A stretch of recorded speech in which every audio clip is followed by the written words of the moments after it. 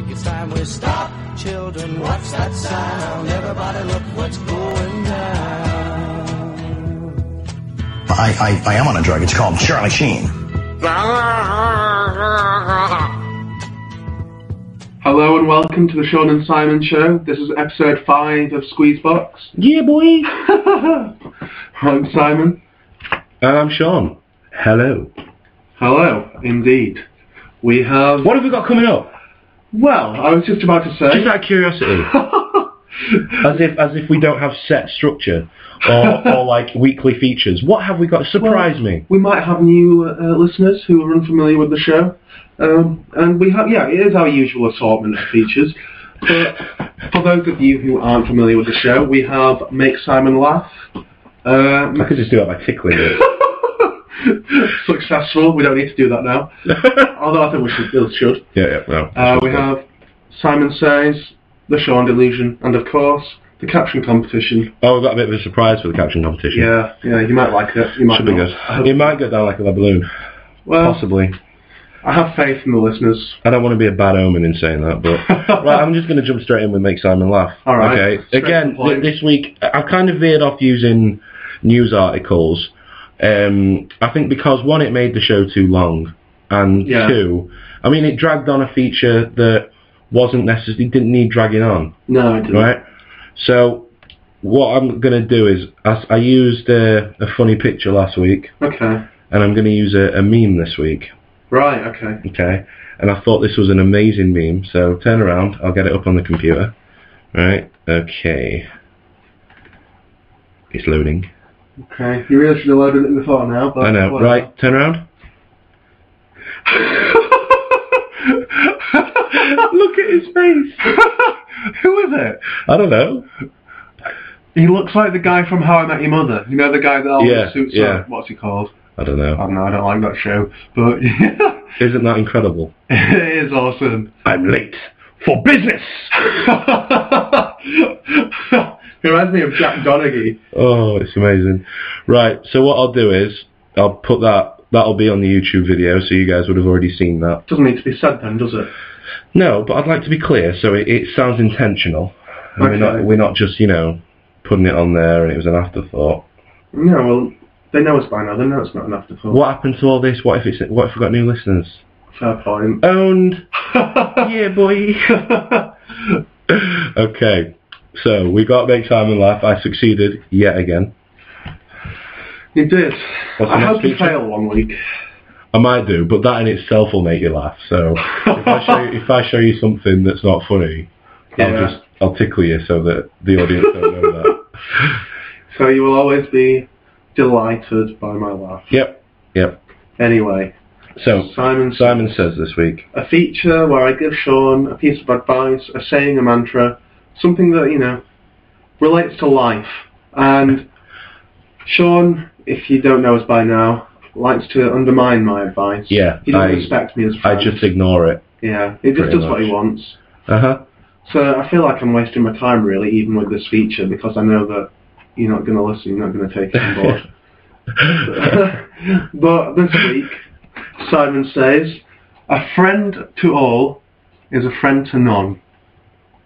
You nailed that delivery. You nailed that. And you guys can't see this, but he put the piece of paper down that he has it on, with purpose. And he was like, a friend to all is a friend to none, and then looked at me, and why'd you pick that this week then? I picked that this week because you are something of a social butterfly, to put it in its kindest terms. I wouldn't call myself a butterfly. A social hog. Elephant. You like your attention. Yeah. And often, on nights out, for example, to the expense and to the detriment of your existing friendships, really. You come for a night out with us.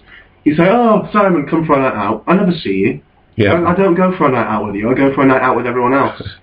Where am I then? You're talking to other people. Making friends with randomers. We walk into a nightclub or a bar, and I basically turn around and go, right, see you later. After the first drink, I never see him again. And then walk off, and dance with other people, talk to other people. I don't stick with my actual friends much. No. Which I know is a massive flaw. Yeah, it's a really bad thing. But just think of how many people I've introduced you to. That's true. Okay. But a friend to all is a friend to none. Let's bring it back, right? Okay. So what you're saying by that is, by having lots of friends, you can't have any close friends. Yeah, I don't feel valued as a friend. I don't feel special. What are you on about? How many hours a week do I spend with you just for this show? Well, exactly. It's all business, isn't it? No, but that's excluding extracurricular things we do, like watching a film or getting some food or something. That's pretty much all I do. Yeah. But anyway, a friend to all. I'm going to take this literally and just throw my, because I usually argue it on a literal basis. All right. How can a friend to all be a friend to none? For a start, that's blatant BS, okay? Oh, I don't think it is. A friend to all is a friend to... That doesn't make sense. No, a friend to all is a friend to all. You might consider yourself a friend. It's denying itself there. It's contradicting itself in its own statement. I don't think it is. A friend to all is a friend to all, not a friend to none. That doesn't make sense. Okay, but I do understand what it's saying, okay? But well, that makes a change. I don't have to explain it to you. You don't? No. Okay, so... I do kind of agree with this, because me and my mate Steve... Steve again? Yeah, bringing him up. Right. A few years ago, I had this friend who was like me, but like 10 times worse. Okay. God, I know. I Meet this guy. You're bad enough. No, it was a girl. Oh, right. And I don't want to get into too specifics, but she would like see us, and she'd be like, "Oh my God, you two are like my best friends ever." Right, and then we'd be like, "That's awesome! You know, we've got a really close friend here." Yeah. So, which was a rare thing for me to have a female as a close friend. That was pretty cool. And then we started like seeing each other regularly as a group. For some reason, Mather was excluded from this. I don't know why. Mather is his other friend. Yeah. We were like a group of 3, and then for some reason he just wasn't included in these meetings, but. And then we found out, like, she was saying this to everyone, and she would basically just go from house to house and pretend they're, like, her best friends. We've all been there, though. We all know people like that. But I think this really hit home, because we would really enjoy her company, and we'd really look forward to her coming round. Yeah. And then she'd come round, and we'd have a blast, and then she'd go off, and then we'd never hear from her for, like, 2 weeks. And then she'd come back again. I mean, she'd always ditch as well. We'd arrange something, and then she'd say, "Oh, I can't come." So we'd be there with like a bottle of vodka, just us two sat on my bed, just like, "Oh, that was a waste of money." So we had a ruined night because of it. And then, but I mean, we're still close friends. Yeah. Or do I think we're close friends? That's the thing. Well, I don't know. I don't know where I stand with her, and neither does Steve. We don't know whether she actually likes us or what. So I do understand that, but I don't think that's what happens here. I don't think I'm that bad. I'm glad you know what it feels like, though. Of course I know what it feels. It really upset me. Good. But I'm not that bad. I'm a good friend. If there was any problems, you could come to me. I'm always in. Okay. I know that for a fact. Okay, I'm always sat at my desk, and if you ever want to come round and chat, I'm there. It's not like the fact that I don't come to your house isn't the point. Okay, I'm backing myself into a corner here. A friend to all is a friend to none. Yeah. I completely disagree. Well, You might consider yourself a good friend, but in reality, honestly though, do you honestly think I'm a bad friend? All right. In all honesty, you're a very good friend. Thank you. So, but. On nights out, you're not a very good friend. Okay. Because when you're sober, you're not so much a friend to all. Okay, it's just when I've had a few. Yeah. Okay, but surely that's a good trait. In what way? I don't know what you mean. Well, surely the fact that I'm so like I'm open and talking to anybody is a good thing. Yeah, but if you say you're going to go out with people. I can't go out on my own. I can't go out on my own. Can you imagine? People are just like, "Who are you with?" "Oh no, I'm here on my own." You could lie. Anyway, can I have your number? You sometimes get those random people in the pub who... I know, and they're freaks, and everyone laughs at them. I've been there in the pub with Josh before, and, you know, we've been outside having a pint. In fact, yeah, this guy came up to us, this Geordie guy, and he wouldn't leave us alone.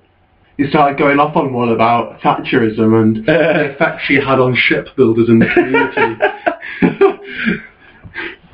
So I disagree with the statement. I don't think just because you have loads of friends, it doesn't mean you can't be good friends with a few people. Like look at me, Stephen Mather. Okay? No, but even at my height of my social interaction, that was at sixth form, right? Yeah. I was insane. We had people who knew me then will know this is true. We had school elections going on. I had my friend at the time make me a shirt with my own face on it. Okay, that is how bad I was. And even then, I still had, you know, Steve Mather, Matt Parrott. I had these close friends, Chris Hogan. I had them. Name dropping. I am a bit there. So you better listen. I had those friends close to me, even though I was still socially networking. Yeah, but the thing is, the more time you spend with other people, the less time you spend with these close friends. But surely they are neglected, nice. And they surely a break is nice for them and for me. A break is nice, but then there's a... Yeah, but you know what being a friend with me is like. Unfortunately.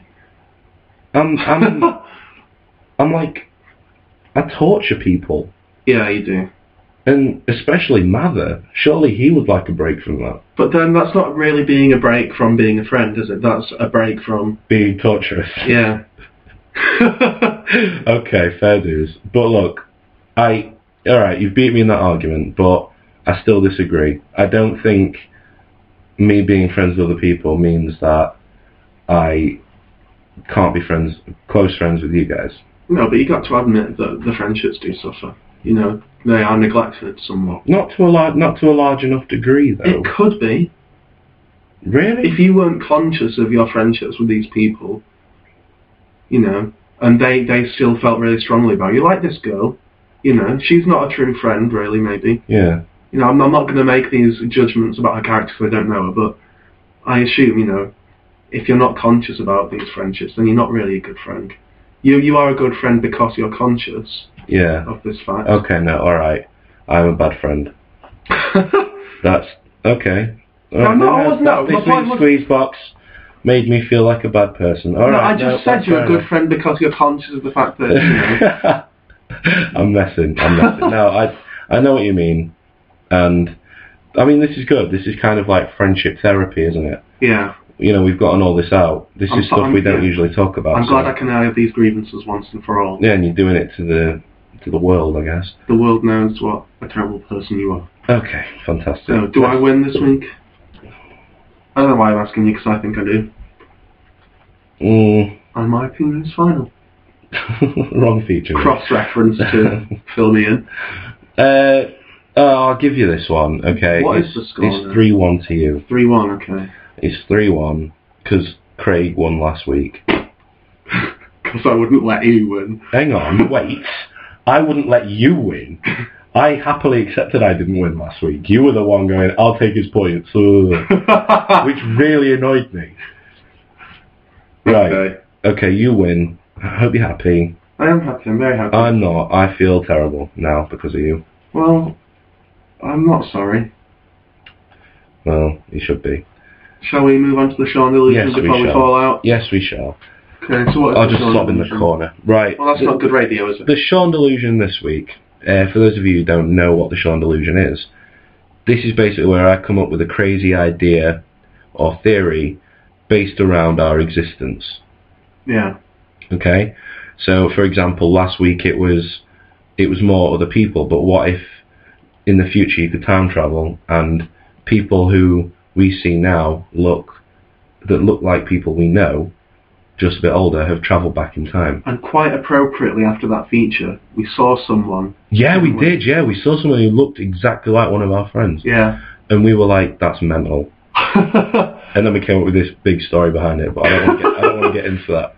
No, maybe save them from the nerdiness.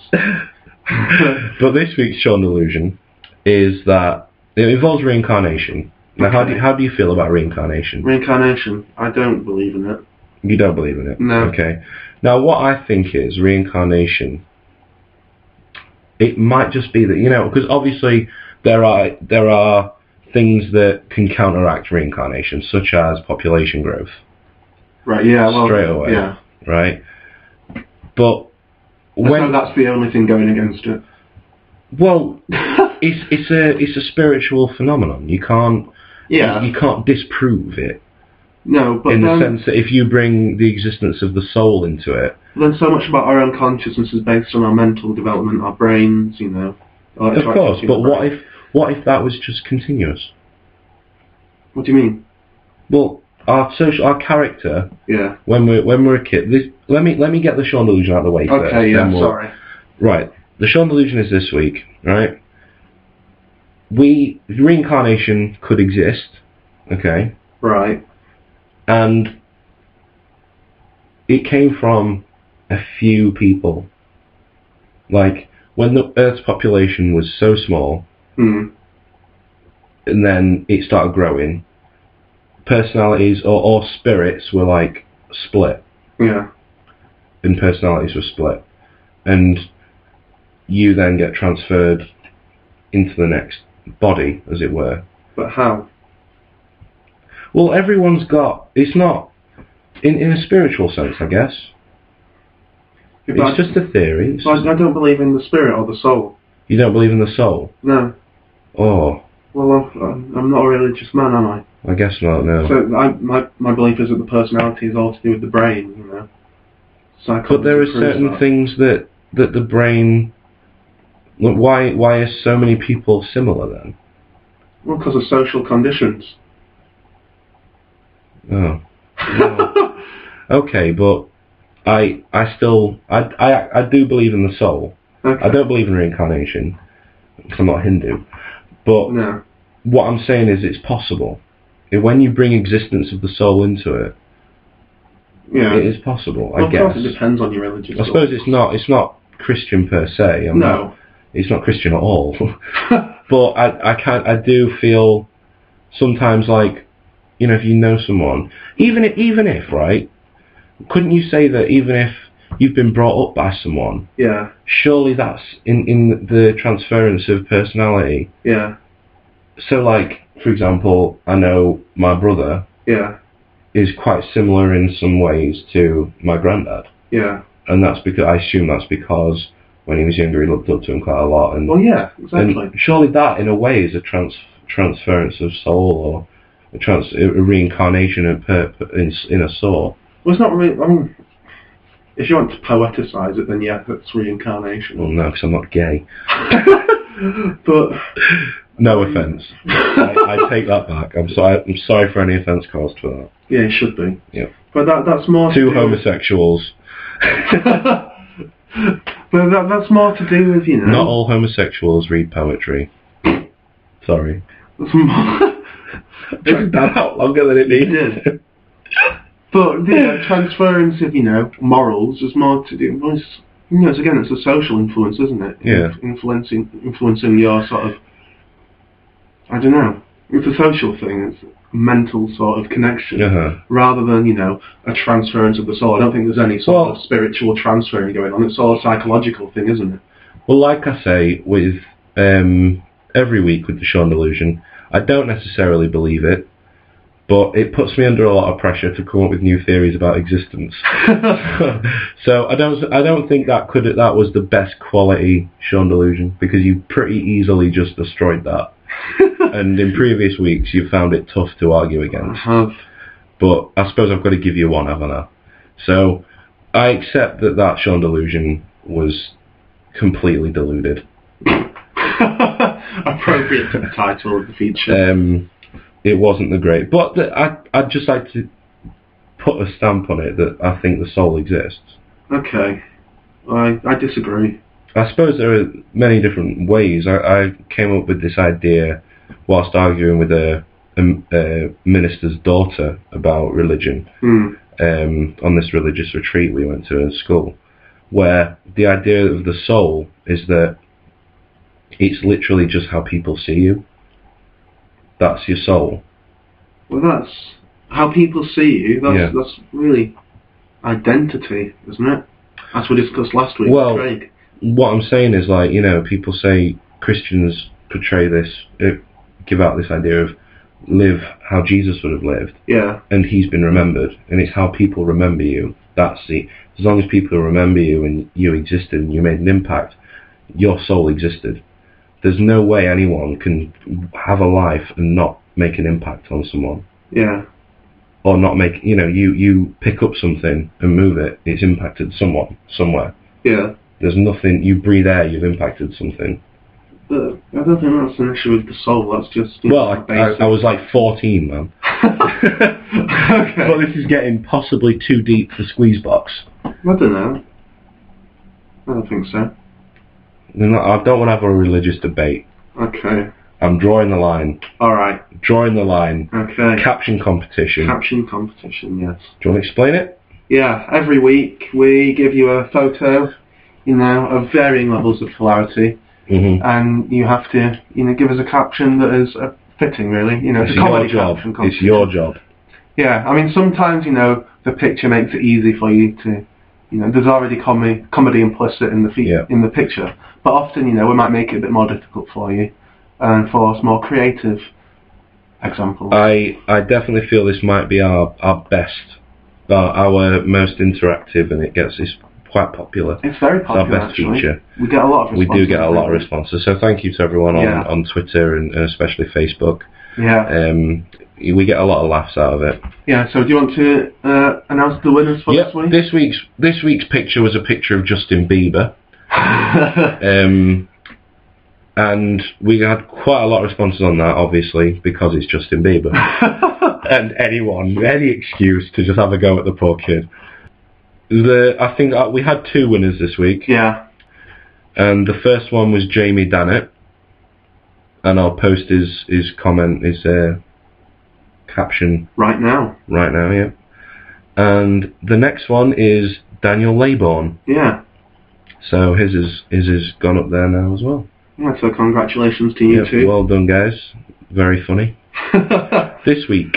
Yeah, we've got a special treat. It's slightly different because on the Newcastle University campus recently, there's been something of a craze with memes. They've become quite popular lately. Internet memes. There's been, I suppose it's been all over most universities actually. Well, yeah. Because I saw a Facebook page for the Sheffield University. Yeah, there's a Northumbria one. Yeah, I saw that first actually. Really? Before the Newcastle one, yeah. They're not as good. They're not as good, no. And I'm not saying that because I'm biased.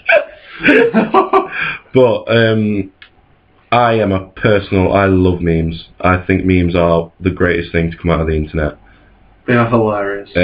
So what we're going to do is we're going to hold a meme competition. Yeah. And we're going to use Success Kid?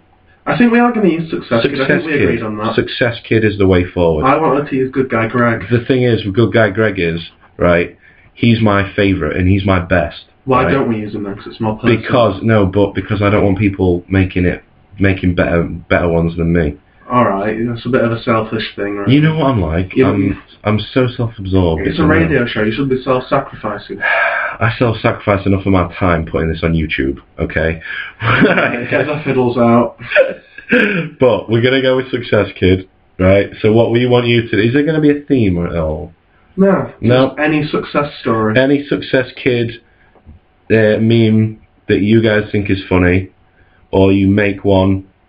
It would be better if you made one. I think so. Yeah, but just get that on the Facebook. We really want to see your responses to that. Yeah. They don't have to be about Newcastle University. They can be about anything. Yeah, of course. Nights out, our show. It would be amazing. It would be amazing if someone made one about our show. That would be good. Oh, that would be so cool. In fact, they'd be the winner. So high stakes. Not high stakes. Oh, yeah. So, yeah, and what we want you to do is we'll post the template on Facebook and Twitter, and you just literally need to copy that and just put some text on. But then if it makes it easier for them, if they haven't got the time, feel free to just make a comment. Yeah, just comment on it, yeah. Also, if you want, I had a point there, but I forgot what I was going to say. That's helpful. That is embarrassing. It's not coming to me. Alright. Oh, yep. You can email it to us on seanandsimonshow@hotmail.co.uk, or if you're following us on Twitter, we're at Sean and Simon. Just post it on there and tag us in it, I guess. Yeah. Yeah. And on that note, I think it's time to go. Yeah, wrap up. Yeah. Let's wrap up. And it's been a good episode this week, I think.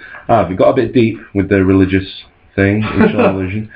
I need to think of a good Sean Delusion next week. One that is going to floor you.